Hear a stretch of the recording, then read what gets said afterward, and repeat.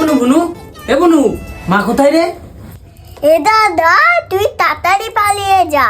বাবা তোর জন্য বড় একটা লাঠি নিয়ে চোখ লাল করে বসে আছে।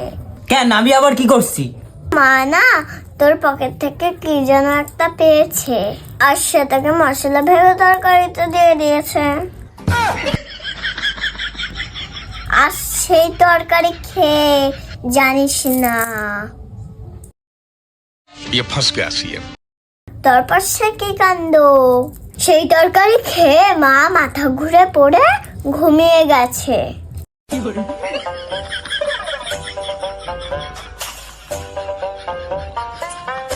আর আমাদের রান্নার কাকি প্লেন চালাচ্ছে, বলছে কাকি নাকি আমেরিকায় যাচ্ছে। আর বাবা চোখ লাল করে তোর জন্য লাঠি হাতে বসে আছে।